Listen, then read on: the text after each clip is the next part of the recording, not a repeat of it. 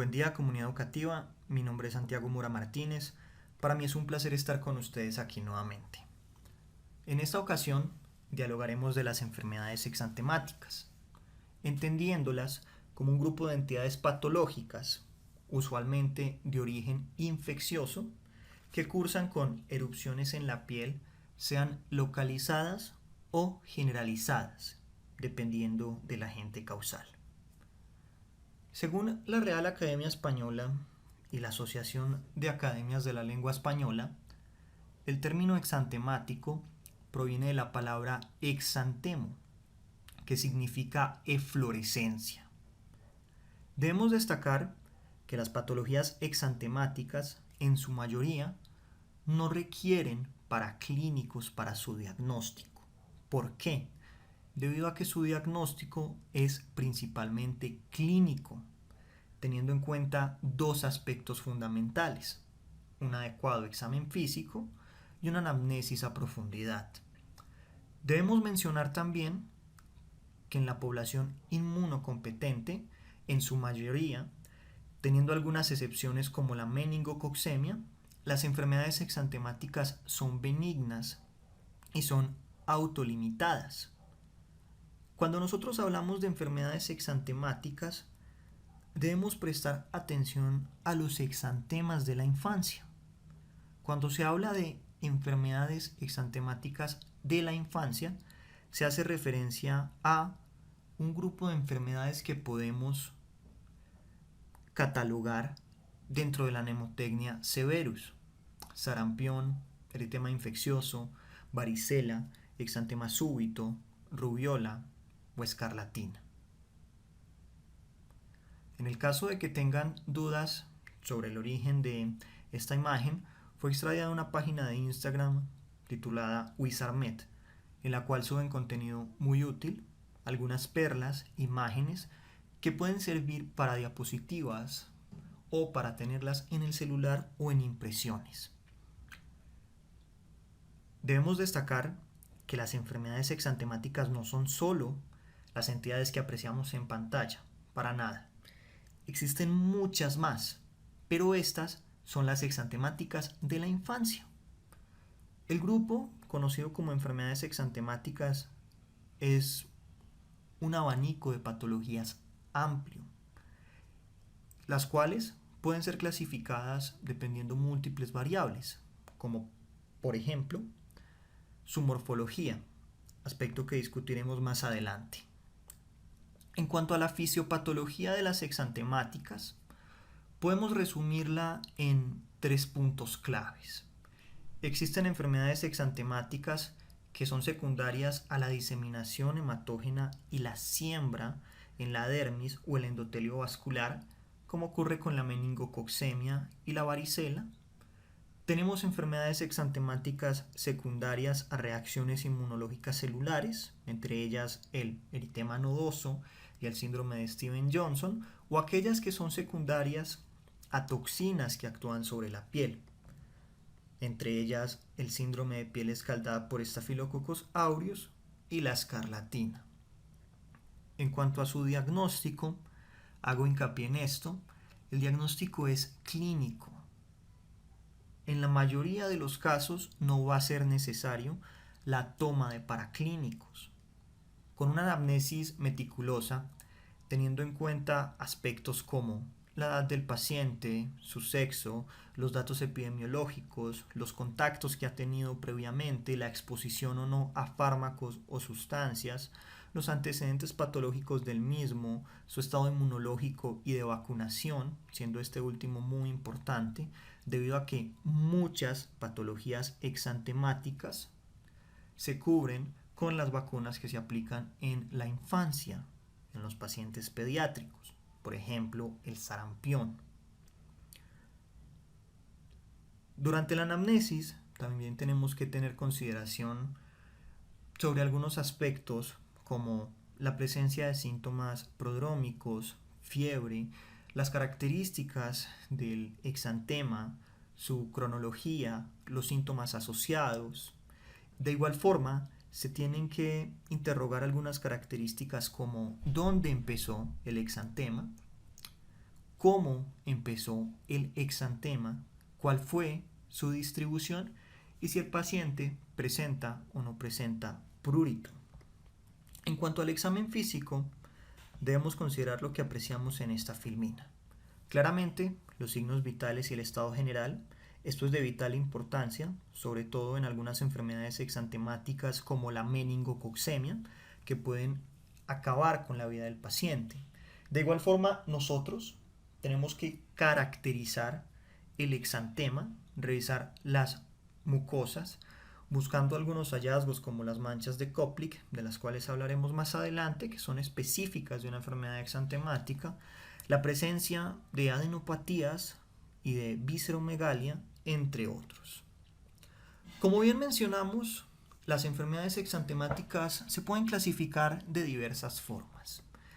En términos de práctica, las vamos a clasificar dependiendo de su etiología, como aquellas que son secundarias por agentes infecciosos, los cuales pueden ser virales, bacterianos, parasitarios o micóticos, o como aquellos que son secundarios a una noxa no infecciosa.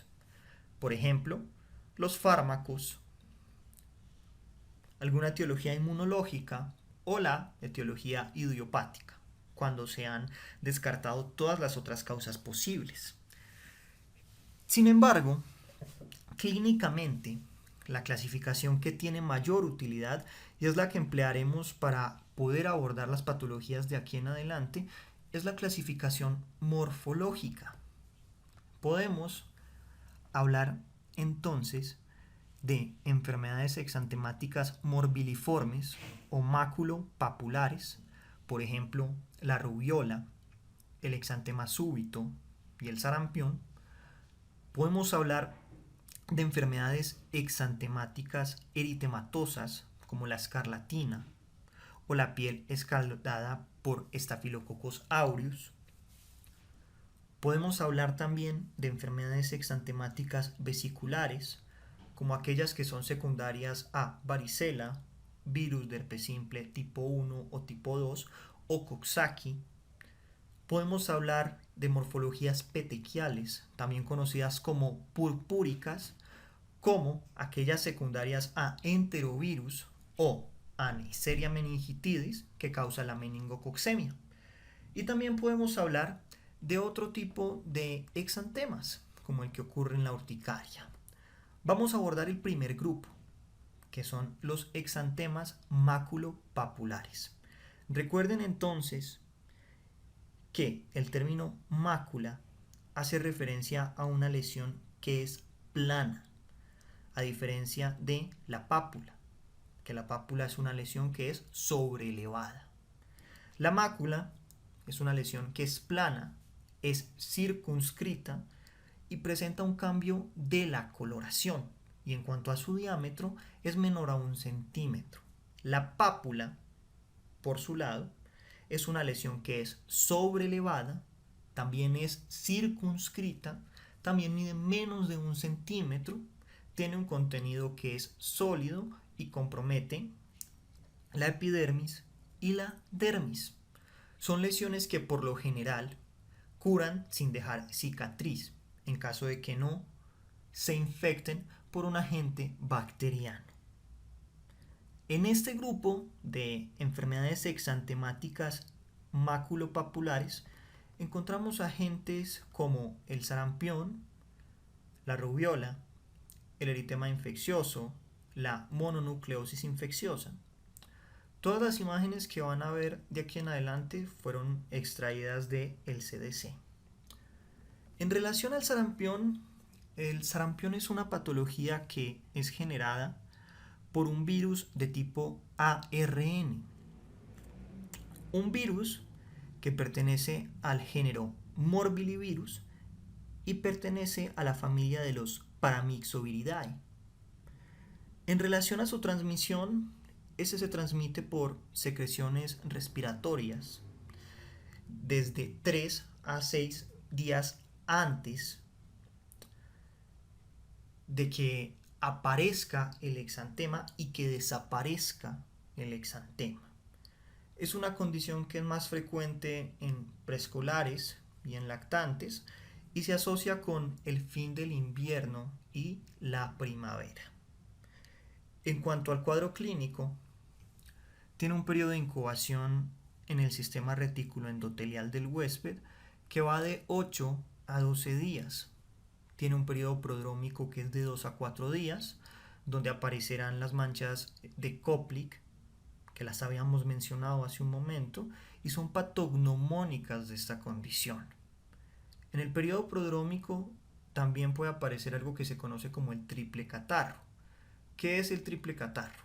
Es la presencia de fiebre, coriza, conjuntivitis no purulenta y faringitis.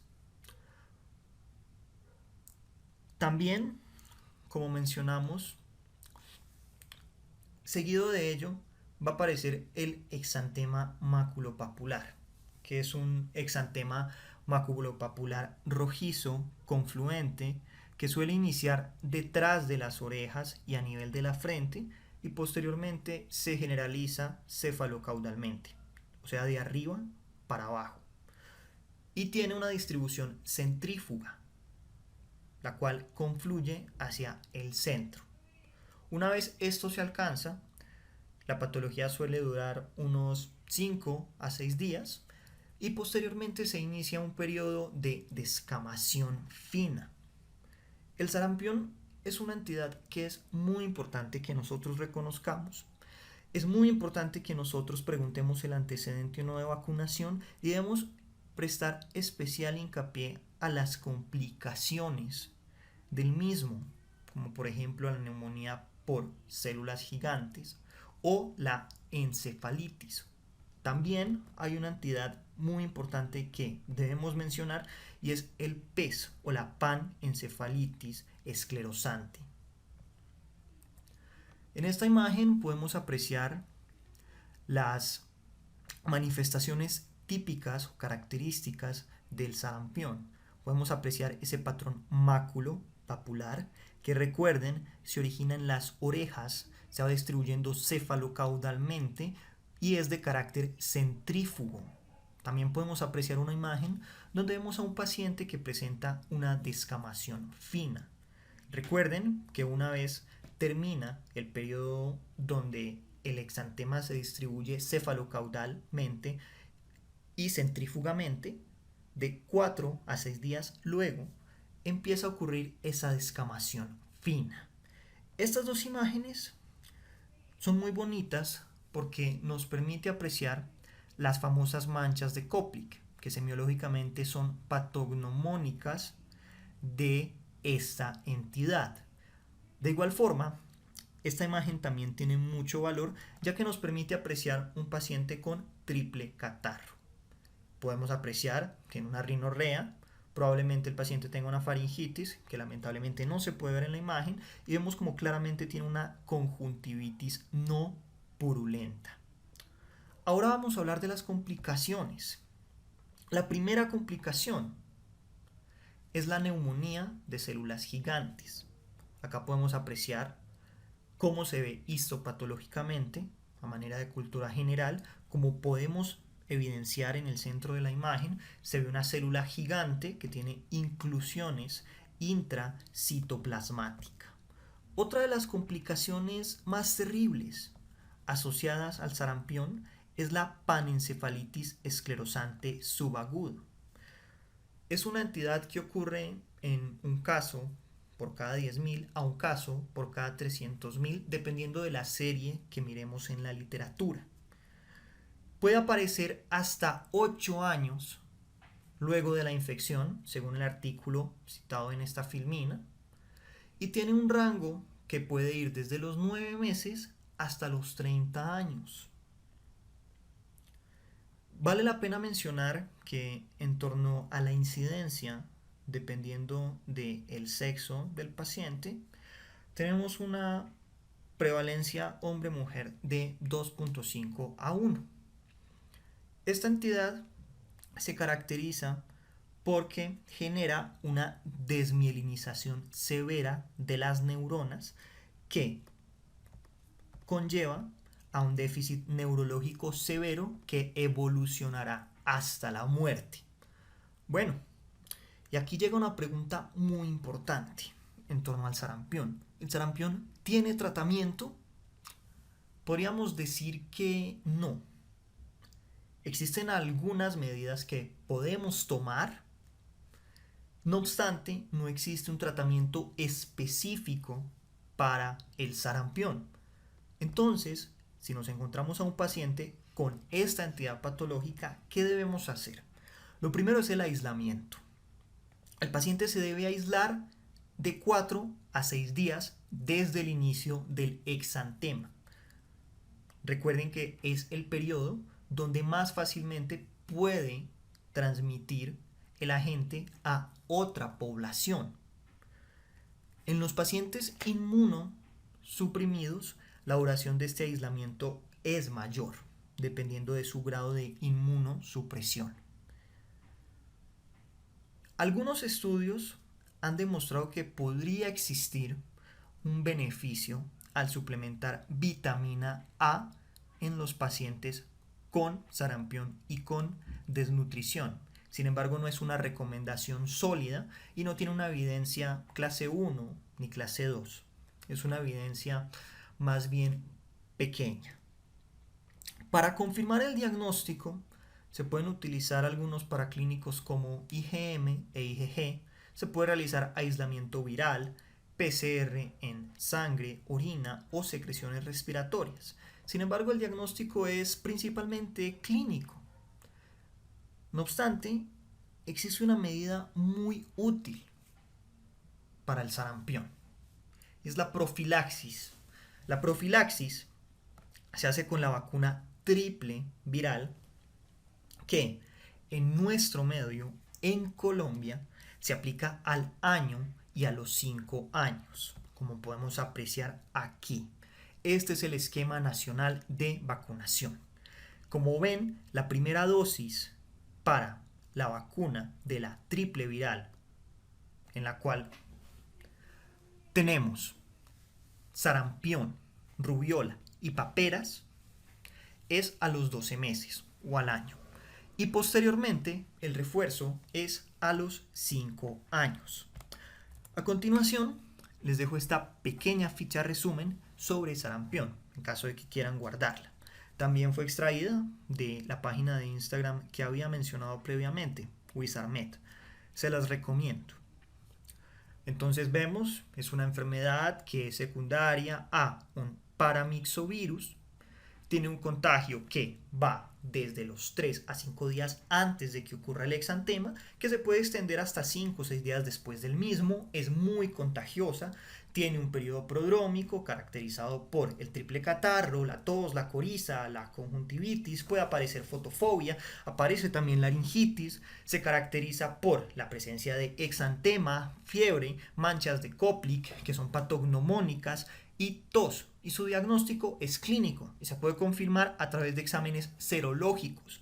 No tiene un tratamiento como tal directo, sino que el tratamiento va a ser sintomático. Se va a manejar la fiebre con paracetamol, con otras medidas generales, con el aislamiento y se previene con la vacuna de la triple viral, que en Colombia se aplica al año y el refuerzo a los 5 años. La siguiente enfermedad exantemática que encontramos en este grupo es la rubeola, que es generada por un virus ARN, al igual que el sarampión, pero pertenece a un género distinto, que es el rubivirus, y a una familia distinto, que es la familia de los Togaviridae.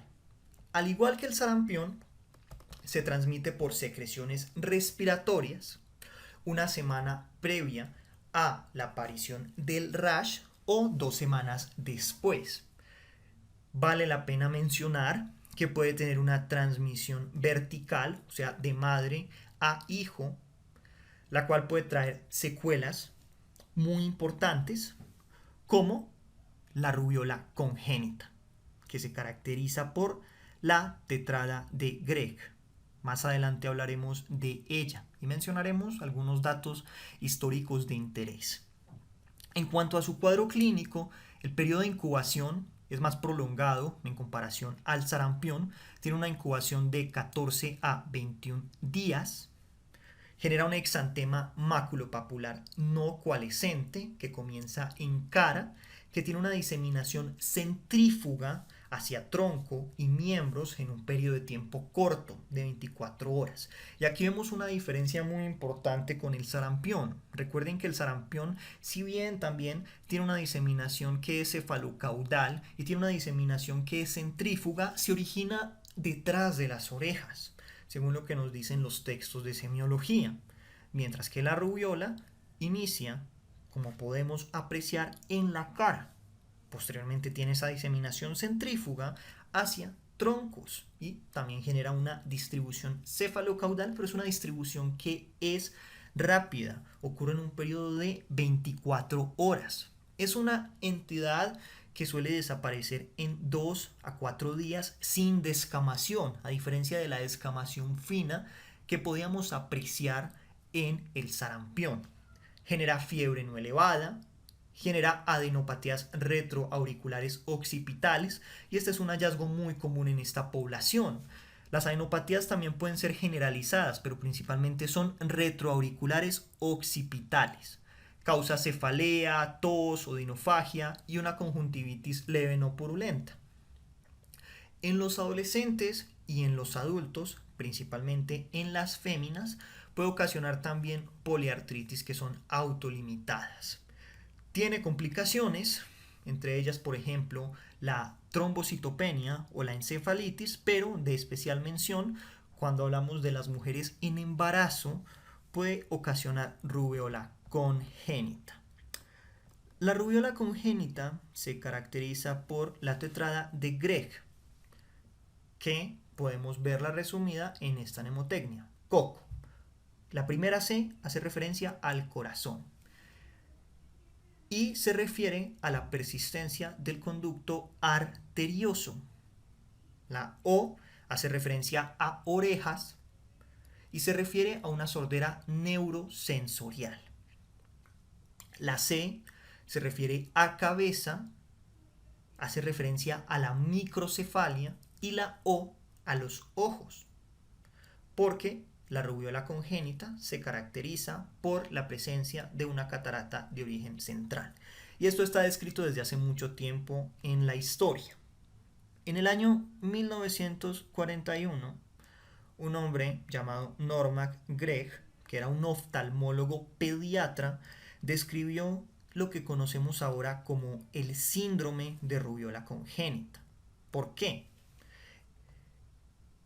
En el momento que él lo describió, estaba ocurriendo la Segunda Guerra Mundial. La mayoría de los oftalmólogos y la mayoría de los médicos estaban realizando labores asociadas con la guerra debido al acontecimiento que estaba ocurriendo. Norman Gregg fue uno de los pocos médicos afortunados que se pudo quedar en Australia, precisamente en Sydney. Y durante este periodo, él evidenció que en 78 pacientes que él había atendido, que tenían cataratas y retinopatías en sal y pimienta, en al menos 68 de ellos existía un antecedente muy claro, un antecedente causa-efecto. ¿Y cuál era este antecedente? Pues que sus madres tuvieron rubiola en el embarazo. Esto fue debido a un brote que estaba ocurriendo de esta enfermedad. De igual forma, en estos pacientes él también encontró otros síntomas como los que habíamos mencionado: persistencia de conducto arterioso, sordera neurosensorial, microcefalia. Por eso es que esta tetrada recibe su nombre, en homenaje a el doctor Gregg.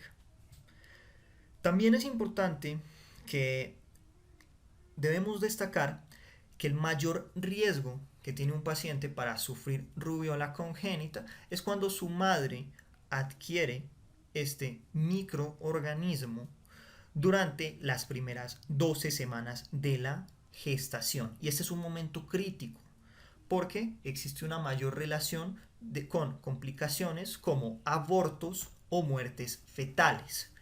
En cuanto al tratamiento de la rubiola, ¿existe un tratamiento? No, al igual que ocurría con el sarampión. En cuanto al aislamiento, los pacientes se tienen que aislar 7 días desde que ocurre el exantema, si hablamos de la rubiola como una enfermedad exantemática.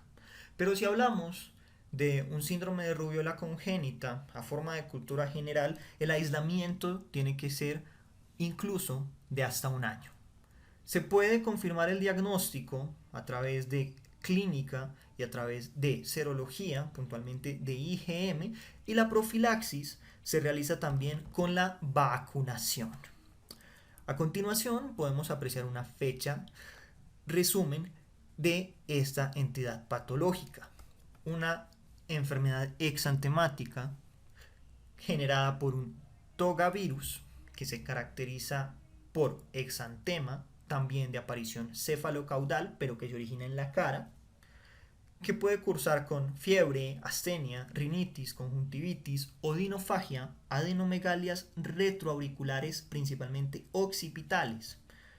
En su periodo prodrómico desarrollan catarro y es una entidad que es contagiosa de 3 a 7 días antes de que desaparezca.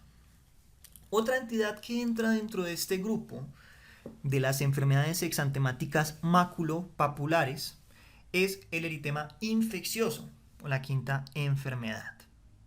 A diferencia de los agentes previamente mencionados, rubiola y sarampión, el eritema infeccioso o la quinta enfermedad es generada por un virus de tipo ADN que pertenece al grupo de los Parvoviridae, a la familia Parvoviridae y al género de los eritovirus. En cuanto a su transmisión, se transmite por secreciones respiratorias, por transfusiones, puede tener también una transmisión vertical, es más frecuente en pacientes escolares y adolescentes y tiene un predominio en invierno y comienzo de primavera. Algo similar a lo que ocurría con el sarampión, solo que el sarampión tenía un pico a nivel del fin del invierno y la primavera. En cuanto a su cuadro clínico, tiene una incubación de 14 a 21 días.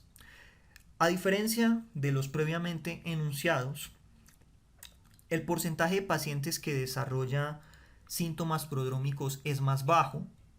Entre los síntomas prodrómicos descritos se encuentra fiebre baja, mialgias, una cefalea que puede ser de 7 a 10 días, eritema facial intenso, que es un eritema a veces asimétrico, y esto genera un signo que vamos a ver a continuación, que se conoce como el signo de la bofetada. Luego de que aparece el signo de la bofetada, aparece el exantema macular. Normalmente es un exantema que es generalizado en troncos y en extremidades. Luego genera un aclaramiento central y esto genera un aspecto, como vemos en la segunda imagen, geográfico o reticulado. Este patrón va a durar aproximadamente unas 2 a 3 semanas. No suelen, durante este periodo de tiempo, presentar episodios febriles ni tener afectación del estado general. Existen complicaciones del eritema infeccioso, al igual que las entidades previamente enunciadas, como, por ejemplo, las complicaciones a nivel hematológico. ¿Por qué? Porque el agente causal del eritema infeccioso tiene un gran trofismo por las células de la serie roja. Y en algunos casos esto puede llevar a crisis aplásicas en los niños. Esto puede generar anemias hemolíticas. Esto es más común en pacientes inmunocomprometidos. En los pacientes inmunocomprometidos también puede generar otro tipo de alteraciones como hipoplasias eritroides crónicas. En el embarazo puede generar anemia. Cuando se adquiere también puede generar hidropsias fetales no inmunes o muertes fetales in útero, como podemos apreciar acá. Estas son imágenes de algunas pérdidas que ocurrieron en madres que adquirieron el microorganismo durante su periodo gestacional. Al igual que las entidades previamente enunciadas no tiene tratamiento, existe una confirmación diagnóstica por serología a través de IgM e IgG. También se puede hacer una confirmación diagnóstica a través de PCR. En cuanto al aislamiento, a diferencia de las otras, los niños que tienen rash no requieren de aislamiento. Y recuerden que el eritema infeccioso o la quinta enfermedad se puede presentar de maneras distintas. Puede incluso ser asintomático. Pueden presentar cuadros a nivel de las vías respiratorias. Pueden presentar rash atípicos, rubioliformes o petequiales. Y ya estaríamos hablando entonces de otro grupo o otra morfología. Lo más común es que la podemos clasificar clínicamente como un exantema maculopapular, pero existen manifestaciones, como enunciamos, atípicas. También puede cursar, sobre todo en los adolescentes y los adultos, como un síndrome de poliartropatía. Entonces, apreciemos la ficha de resumen. Es una entidad generada por el parvovirus B19, es contagioso durante el exantema. En cuanto a su clínica, genera exantema, que recuerden que es principalmente a nivel del centro y las extremidades. Adopta un patrón que es geográfico o reticular. Y también recuerden el famoso signo de la bofetada, no lo olviden. Este signo es muy característico del exantema infeccioso. El tratamiento, al igual que las entidades previamente enunciadas, es sintomático y el diagnóstico es clínico y a través de serología, IgM e IgG o PCR. Vamos a hablar ahora de la roceola infantil, también conocida como exantema súbito o sexta enfermedad. El agente causal de esta es el virus de herpes humano 6 y 7. Es un virus tipo ADN que pertenece a la familia de los herpes virus. Epidemiológicamente, a diferencia de las otras exantemáticas que hemos mencionado, no tiene un patrón estacional. No tiene un pico en invierno o un pico en primavera, como por ejemplo ocurría con el sarampión. Es una entidad que en cuanto a edades suele ocurrir principalmente entre los 6 y los 24 meses, hasta los 4 años. Luego de los 4 años, la mayoría de los pacientes, prácticamente todos los pacientes, van a ser seropositivos y en algún momento sufrieron de roceola infantil. En cuanto a su clínica, se caracteriza por una fiebre elevada que dura de 2 a 7 días, en promedio 3 días. No se asocia con otros síntomas acompañantes. En muchas ocasiones se clasifica como un síndrome febril sin foco. Una vez se dé la fiebre, inicia el exantema maculopapular rosado, no confluente, que se origina desde el cuello y se va extendiendo centrífugamente.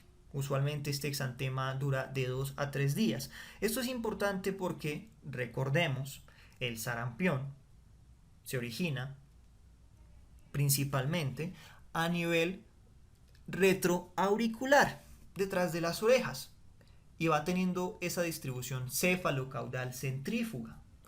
La rubiola en la cara y tiene esa distribución cefalocaudal centrífuga. También compromete extremidades. Y también recordemos la otra entidad, que es el eritema infeccioso, que se caracteriza por el signo de la bofetada. En general, el exantema predomina principalmente a nivel del tronco y la raíz de las extremidades. La mayoría de los pacientes van a cursar con síntomas como los que habíamos enunciado previamente, y este va a ser el principal motivo de consulta, más allá del exantema. En cuanto a la roceola infantil, es una patología que, como tal, no tiene prevención. ¿Por qué? Porque no existen vacunas para la roceola infantil, a diferencia de lo que ocurría con las otras entidades patológicas. En cuanto a su tratamiento, en los pacientes inmunocompetentes no se requiere, pero en los inmunosuprimidos se pueden utilizar antivirales, sobre todo guiados por expertos, como el ganciclovir. La confirmación diagnóstica se hace a partir de cultivos celulares y PCRs que pueden ser de sangre o de líquido cefalorraquídeo.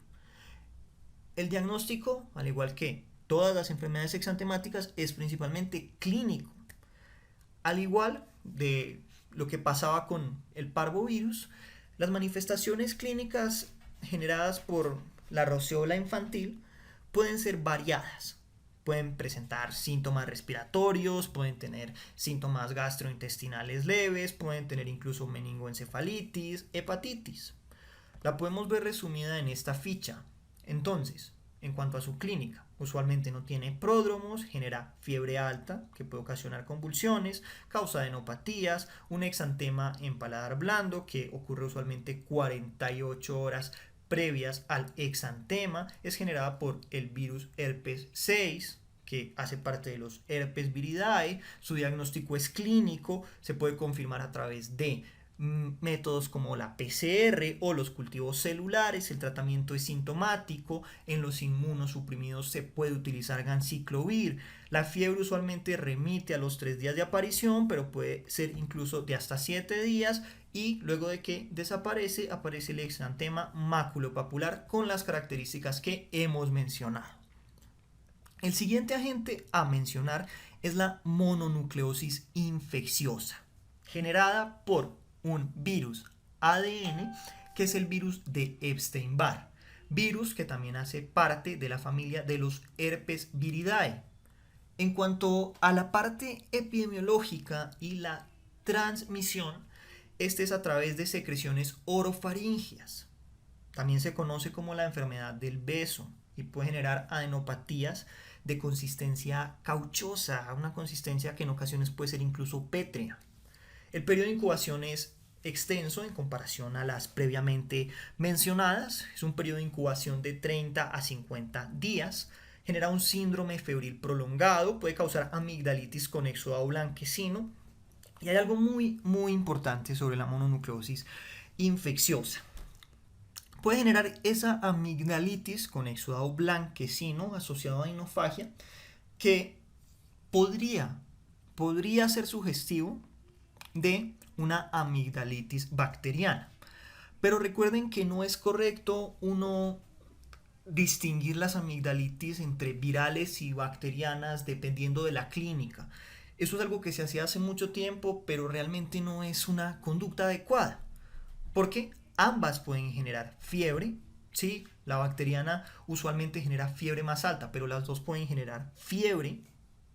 Las amigdalitis virales también pueden generar exudados blanquecinos. La mononucleosis infecciosa es el ejemplo perfecto.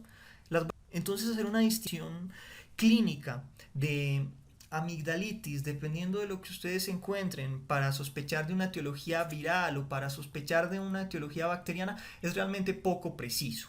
Más bien se puede tener como punto de corte la edad del paciente.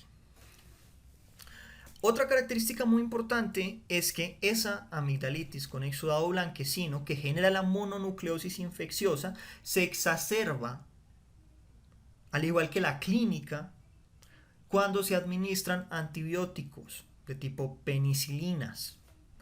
La mononucleosis también cursa con adenomegalias dolorosas a nivel submaxilar. Recuerden que las adenopatías que generaba la rubiola eran principalmente retroauriculares y occipitales.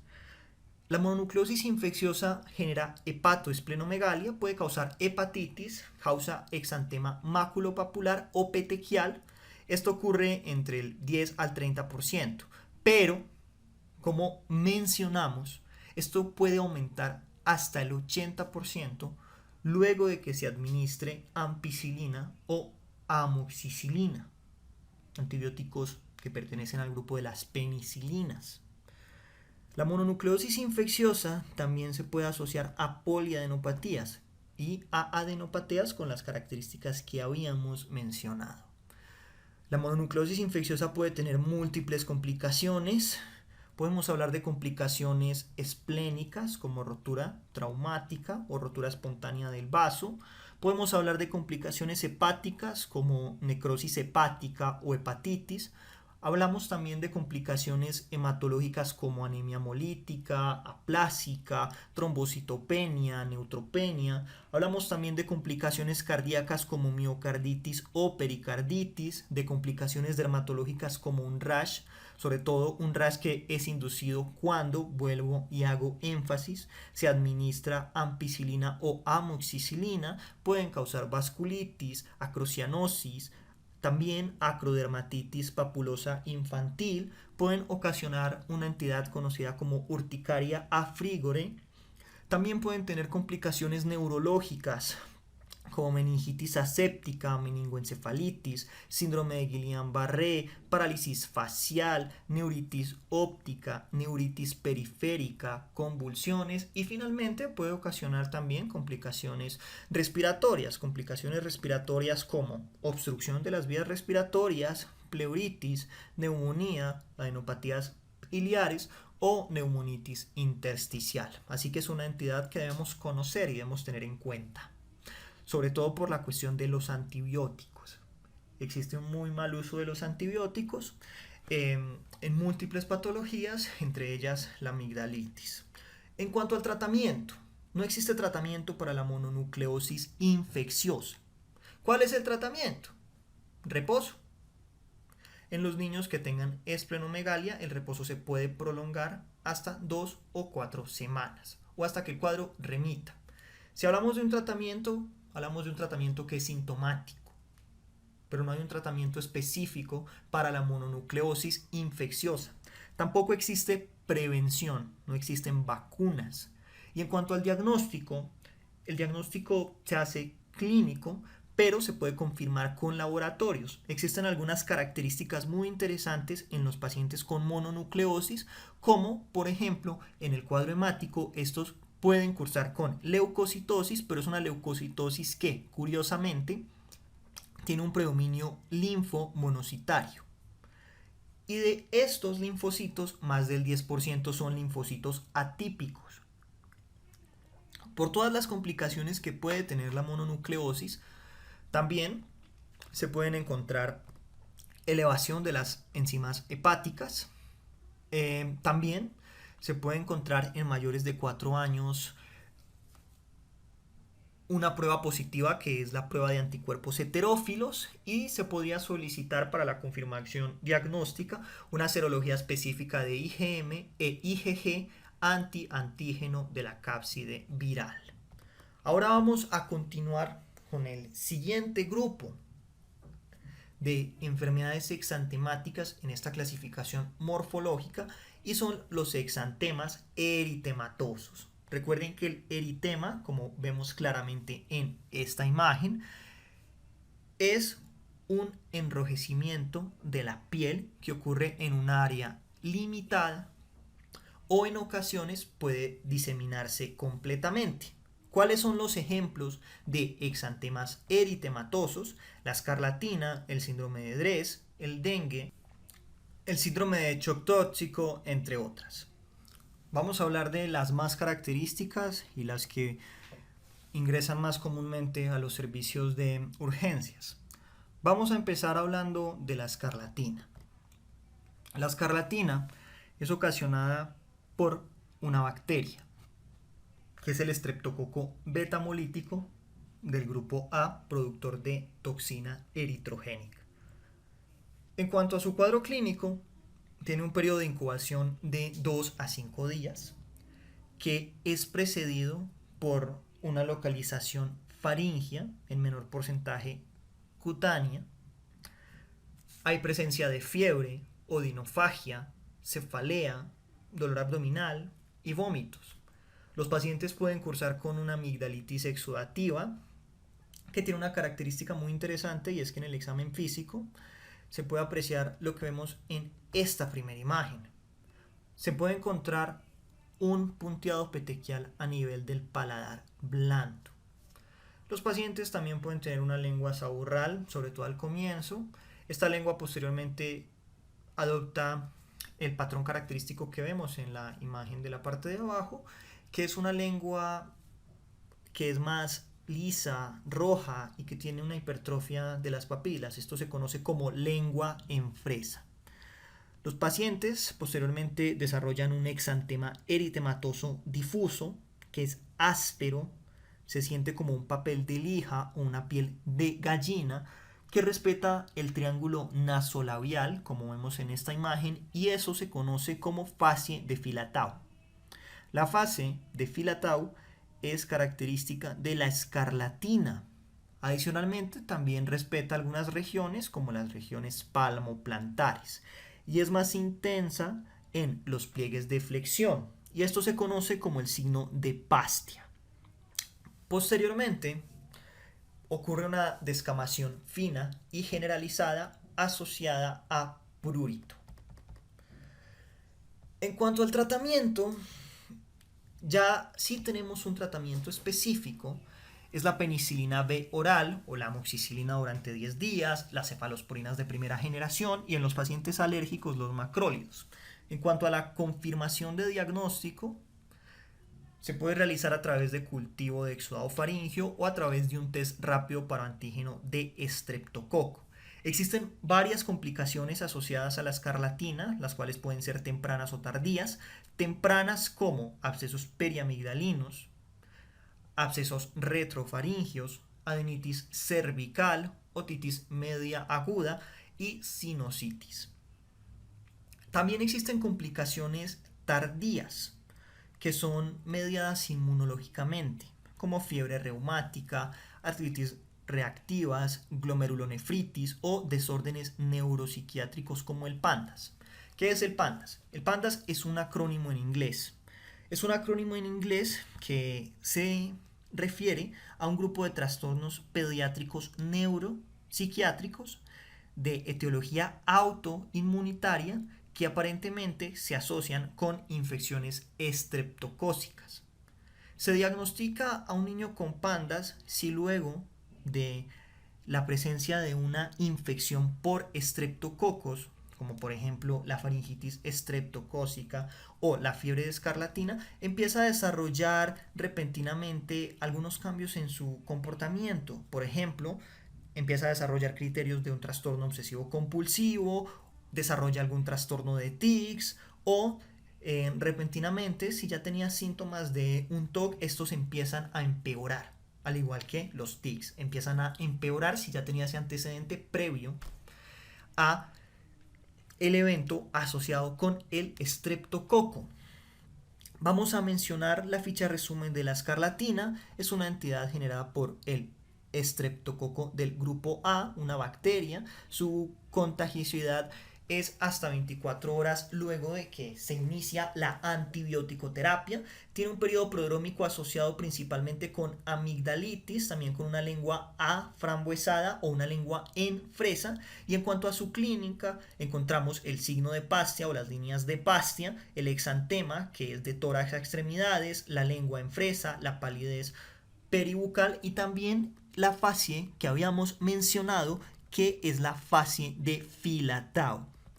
Otra entidad que debemos tener en cuenta dentro de este grupo, solo por mencionar, es el dengue, sobre todo porque el dengue puede ocasionar algo que se conoce como el signo de la playa en el Mar Rojo.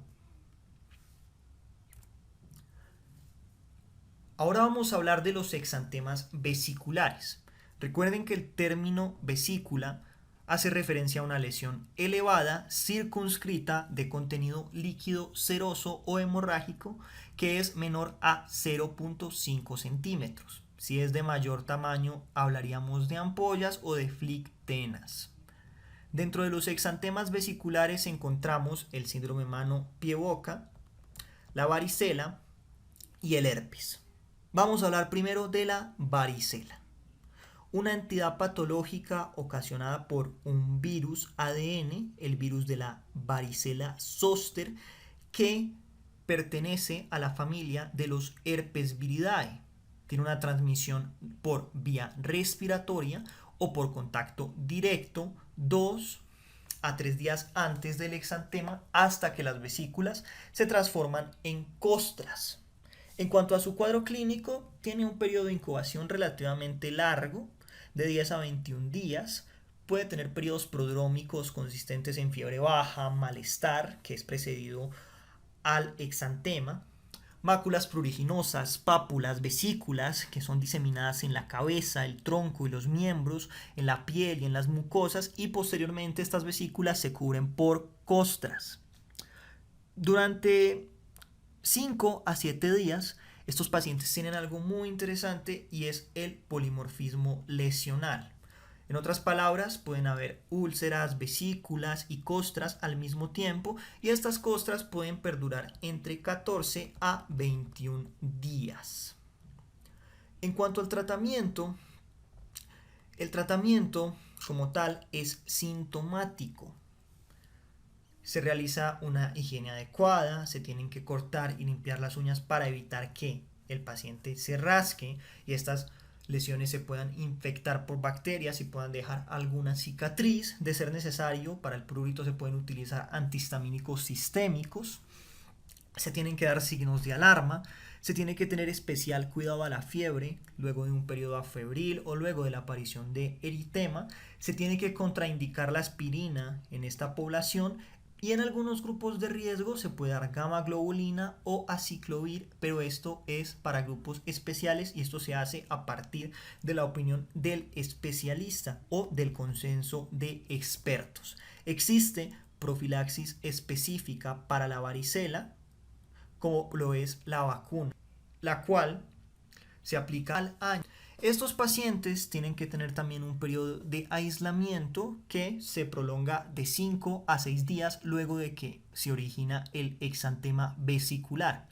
Y una vez el niño tenga todas las lesiones vesiculosas cubiertas por costras, se considera que ya se puede levantar el aislamiento y se considera que ya no es contagioso.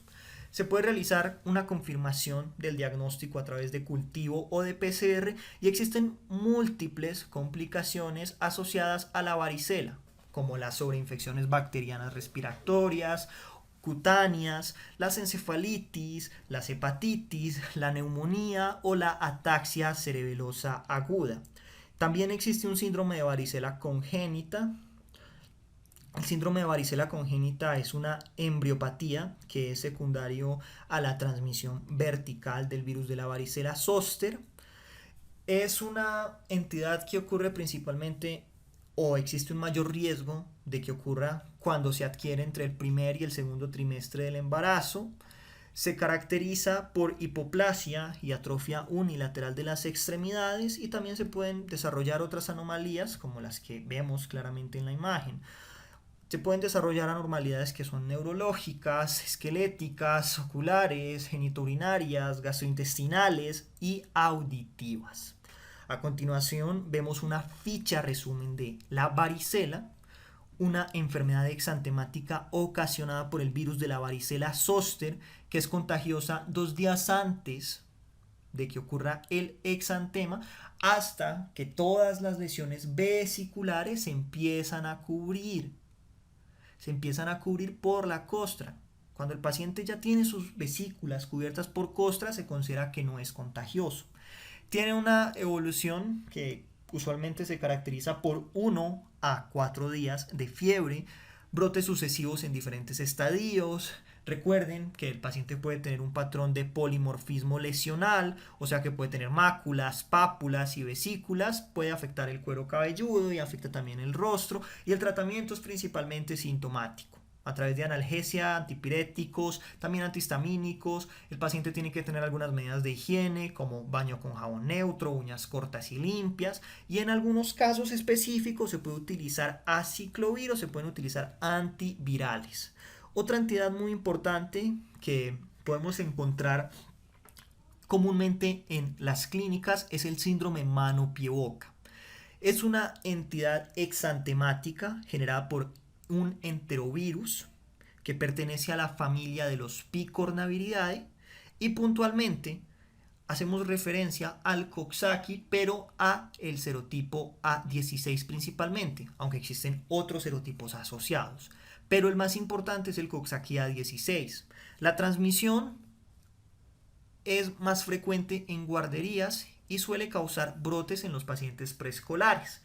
En cuanto a su periodo de incubación, es relativamente corto, de 3 a 6 días, genera vesículas que son dolorosas en la mucosa oral. Estas úlceras se pueden ulcerar, se pueden generar pápulas que van a progresar a vesículas palmoplantares, de ahí el nombre síndrome mano-pie-boca, las cuales pueden extenderse hasta los glúteos o hasta la región perianal. Quiero que miren estas imágenes son muy características. Miren las úlceras que genera a nivel de la mucosa oral, miren las lesiones que genera a nivel de las palmas y también a nivel de las plantas. Esta entidad suele resolverse espontáneamente en un periodo de tiempo corto de 5 a 10 días. En algunos pacientes puede generar fiebre o vómitos, en otros pacientes puede que no los genere. El tratamiento es netamente sintomático y mientras el paciente tenga el exantema se recomienda que esté aislado. También es importante, al igual que en las otras exantemáticas, que el paciente y sus cuidadores utilicen algunas pautas de higiene. El último grupo es el de las enfermedades exantemáticas petequiales y purpúricas.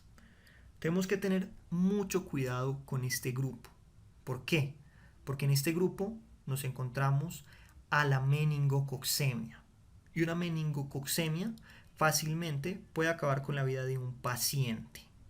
Recuerden que el término petequia hace referencia a lesiones pequeñas de color rojo que no modifican su coloración ante la digitopresión, que poseen un diámetro menor a 3 milímetros, que están formadas por extravasación de un pequeño número de eritrocitos y generalmente se deben a lesiones, sea plaquetarias o a lesiones vasculares. Mientras que las púrpuras son lesiones que también se generan por extravasación sanguínea, pero miden de 3 a 10 milímetros. Las enfermedades exantemáticas, petequiales y purpúricas siempre se tienen que considerar como una urgencia y se tienen que valorar con premura, incluso sobre las otras, por lo que habíamos comentado previamente. En este grupo también encontramos otras entidades como por ejemplo los enterovirus, la púrpura de Henoch-Schnoelem, también el exantema pápulo purpúrico en guante y calcetín y la más temida de todas, la meningococcemia. La meningococcemia, que es una entidad patológica que es causada por un gram negativo, un diplococo, conocido como Neisseria meningitidis, que tiene varios serotipos. Un serotipo A, B, C, Y, W y X. Los principales y más importantes epidemiológicamente son los serotipos B y W. En cuanto a su fisiopatología, causa vasculitis y coagulación intravascular diseminada. En relación al cuadro clínico, en la fase inicial se puede encontrar faringitis, fiebres, mialgias y cefalea, y esto progresa en horas a petequias y púrpuras diseminadas. Posteriormente se genera un choque distributivo, coagulación intravascular diseminadas, hemorragias suprarrenales, insuficiencias renales y cardíacas, y finalmente el paciente puede fallecer. Estos pacientes, como indica el nombre del microorganismo, pueden sufrir de afectaciones meningias. Por fortuna, existe forma de prevenir la meningococcemia y esto se hace a través de la vacunación. Existen muchas vacunas en el mundo, vacunas para los serotipos A, C, Y y W, la cual se aplica a los 3, 5, 15 meses y a los 11 años. En Colombia, puntualmente, disponemos de la vacuna Menveo y la vacuna Menactra. En otros países como Estados Unidos hay otras vacunas como por ejemplo la MEN que cubre serotipos A, C, W y la MEN-B que tienen mayor espectro de serotipos. El tratamiento de estos pacientes se realiza según metas hemodinámicas, cultivos y antibiograma porque requieren antibióticos. Otra enfermedad exantemática a mencionar es el síndrome pápulo-purpúrico en guantín calcetín, que es causado por el parvovirus B19. Se caracteriza por un cuadro clínico donde se presenta exantema localizado en manos y pies, que comienza como eritema con parestesias y edema, y posteriormente se agregan las lesiones petequiales o purpúricas, que son dolorosas y pruriginosas. A menudo se acompañan de fiebre y enantema se pueden acompañar también de artralgias y anemias, y dura un periodo de tiempo de 7 a 14 días para autolimitarse. El tratamiento es netamente sintomático. Acá podemos apreciar algunas imágenes características del síndrome pápulo-purpúrico. Miren el eritema, que posteriormente se va a convertir a zonas donde vamos a encontrar lesiones petequiales o lesiones purpúricas. Otras menciones, solamente por conocerlas: el exantema laterotorácico unilateral. No existe como tal un consenso sobre su etiología, es una etiología desconocida, se han postulado múltiples microorganismos o múltiples causas. Ocurre más comúnmente en pacientes preescolares y en primavera. Se caracteriza, como dice su nombre, por un exantema maculopapular localizado en cara lateral de tórax y en la axila. También puede presentar púrpuras, también puede presentar un patrón multiforme y se puede acompañar de prurito. Suele durar de 4 a 6 semanas. Otra entidad a mencionar es el síndrome de Janotti-Crosty. Se han descrito múltiples posibles candidatos como una etiología, entre ellos el citomegalovirus, el Coxsackie A16, la hepatitis B, el virus de Epstein-Barr y el parvovirus B19. Es una entidad más común en pacientes preescolares y se caracteriza por un exantema papular en la superficie extensora de las extremidades, que puede comprometer palmas y plantas, pero respeta mucosas y cuero cabelludo, y dura un periodo de tiempo de 2 a 4 semanas. Un diagnóstico diferencial que siempre tenemos que tener en cuenta, ya para ir finalizando, cuando hablamos de enfermedades exantemáticas, es la enfermedad de Kawasaki. Recuerden que su diagnóstico se hace gracias a unos criterios, que son fiebre de más de 5 días más 4 de los siguientes criterios: inyección conjuntival bilateral no supurativa, enrojecimiento y fisura de los labios, lengua en fresa, enantema orofaringio, cambios en las extremidades, son cambios agudos, por ejemplo eritema de palmas y de plantas, edema en las manos y los pies, o cambios subagudos como descamación de los pulpejos unguales. Exantema polimorfo, linfoadenopatía cervical mayor a 1.5 centímetros, que generalmente es unilateral. En caso de que un paciente tenga fiebre y 4 de estos criterios, se hace un diagnóstico de una enfermedad de Kawasaki, una vasculitis de vasos pequeños, que es el nombre actual. En caso de que el paciente tenga fiebre y menos de 4 criterios, es poco probable que se trate de una enfermedad de Kawasaki clásicas, y se podría considerar como una enfermedad de Kawasaki no clásica, sino incompleta. Una pequeña tabla resumen de lo que discutimos en esta videoconferencia, para que la tengan a mano, la puedan guardar junto a las fichas. Espero que esta charla haya sido de su agrado. De ser así, dejen por favor su like, sus comentarios, sus sugerencias y suscríbanse. Compartan también el video. Muchas gracias por su atención.